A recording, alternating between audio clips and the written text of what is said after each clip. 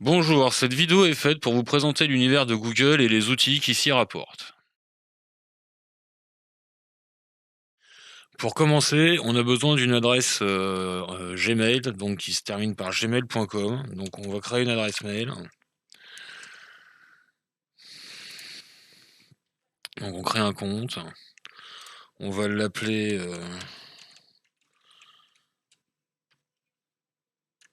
support formation ou subform. Support formation, c'est bien.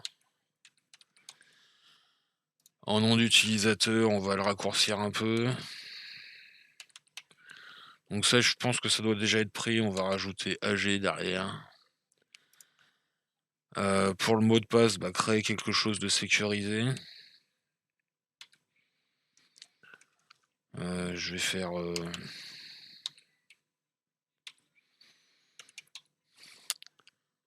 donc prenez pas celui-là hein, parce que forcément c'est pas sécurisé.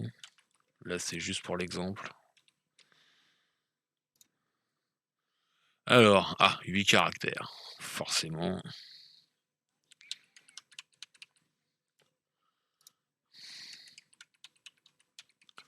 Non, j'avais pas mis de T, hop. Donc là, il va vous demander votre numéro de téléphone. Donc ça, c'est facultatif, c'est pas obligatoire. Ou une adresse email de récupération. Moi, je vous conseille de le faire. C'est assez pratique. Si vous vous connectez sur un autre appareil, vous allez avoir une alerte de sécurité avec un petit code de façon à sécuriser votre boîte mail. Ça évite que d'autres personnes puissent y accéder. On va renseigner une date de naissance, peu importe laquelle.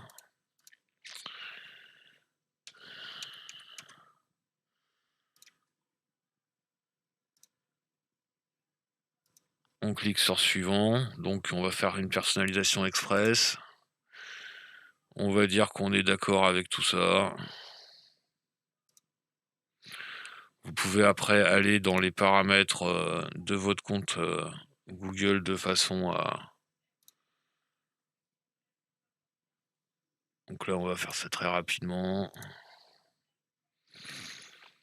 Voilà, et donc là, vous arrivez directement sur votre boîte mail que vous venez de créer en fait, et donc de votre compte Google. Dans votre boîte mail, vous allez recevoir un mail de l'équipe de Google qui va vous proposer de finaliser les paramétrages de votre compte Google. Donc je vous conseille de vous y attarder quelques minutes.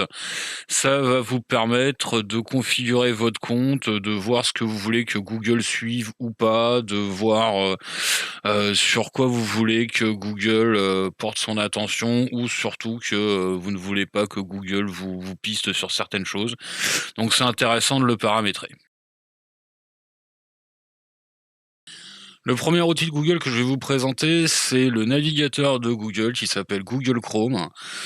Je vous le présente tout d'abord parce que c'est là-dessus que je fais ma vidéo et parce qu'il présente plusieurs avantages. Donc le premier avantage que vous avez, c'est, comme vous pouvez le voir, que en fait le navigateur de Chrome, donc de Google, vous permet d'avoir un profil différent de navigateur par adresse mail que vous avez. Donc là, j'ai mon profil personnel qui est ici, mon profil professionnel qui est ici, et le profil de démonstration que j'utilise à l'heure actuelle qui est ici. Donc quand vous êtes sur votre profil, en fait, vous pouvez noter, moi là ici, je n'ai absolument j'ai un seul raccourci parce que en fait, chaque profil mémorise les raccourcis que vous avez dans votre profil, et il mémorise aussi les mots de passe que vous avez dans votre profil. L'avantage que vous avez, c'est si vous cliquez ici, vous pouvez activer la synchronisation.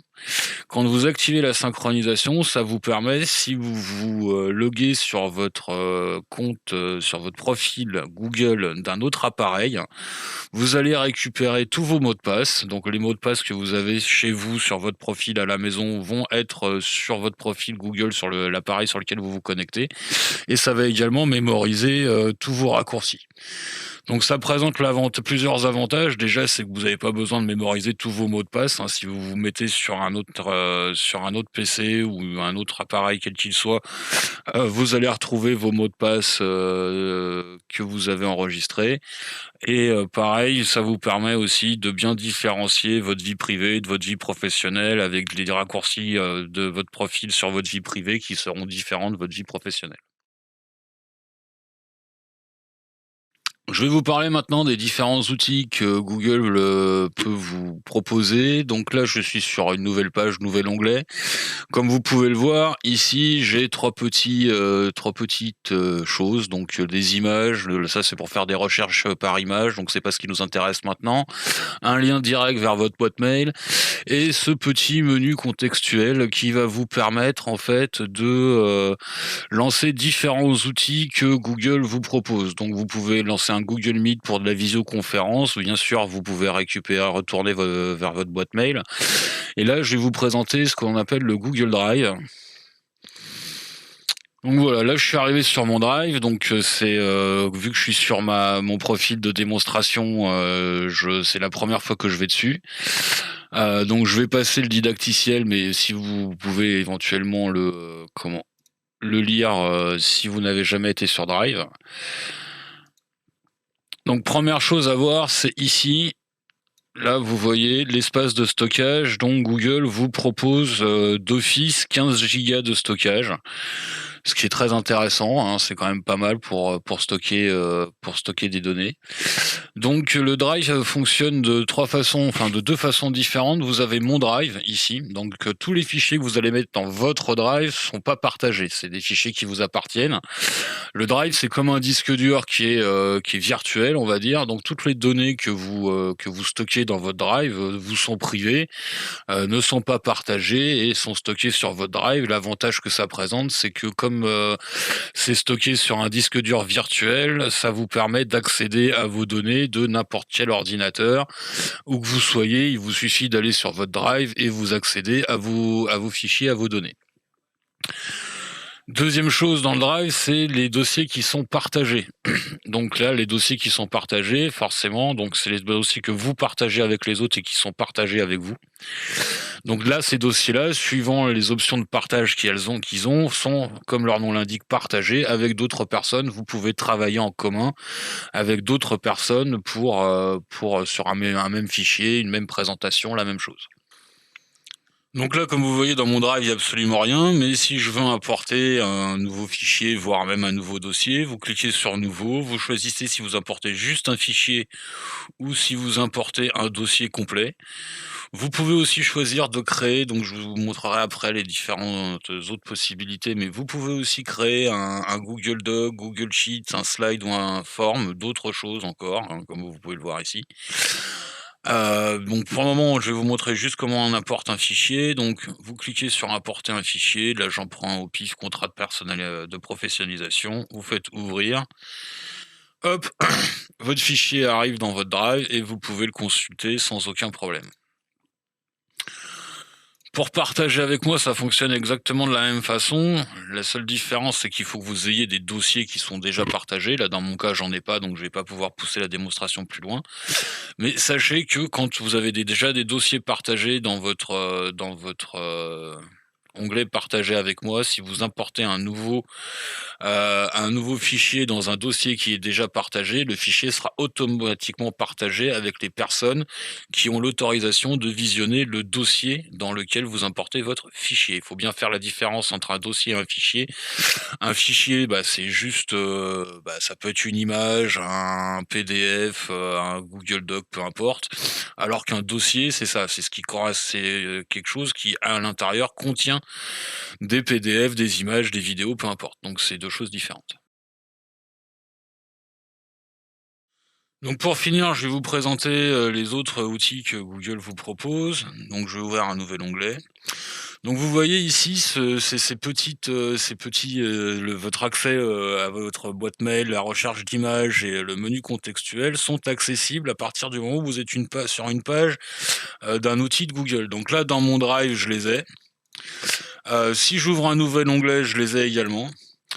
Donc vous pouvez y accéder de différentes façons. Donc quels sont les outils, supplémentaires de Google? Donc vous avez, bon, bah, le Google Maps, YouTube, Google Meet, donc ça sert à faire des réunions en visio. Vous avez le Google Chat qui va vous permettre soit de chatter avec une personne en privé, soit de créer un groupe de discussion. Bien sûr, le Drive. Vous avez également, et c'est ce qui va plus nous intéresser dans le cas présent, donc le Google Doc.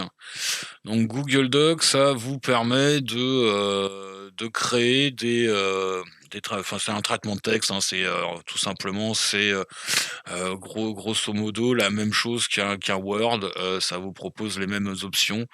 L'avantage du Google Doc par rapport à un logiciel, comme, open source comme, LibreOffice ou OpenOffice, c'est qu'en plus d'avoir la correction orthographique dans le Google Doc, c'est comme dans Word, vous avez également la correction grammaticale. Donc c'est quand même assez intéressant si vous n'êtes pas hyper doué en orthographe. Ça vous donne quand même une aide assez sympa pour rédiger vos textes sans qu'il y ait trop de fautes. Ça corrige pas tout non plus, mais ça en corrige quand même beaucoup. Donc là, vous voyez, je suis sur Doc, hein, mais j'ai toujours mon petit menu contextuel ici. Et donc, si je veux, je peux passer sur un Google Sheets. Donc, Google Sheets, là, on va être sur du tableur. Donc, c'est ce qui correspond à Excel pour la suite Microsoft.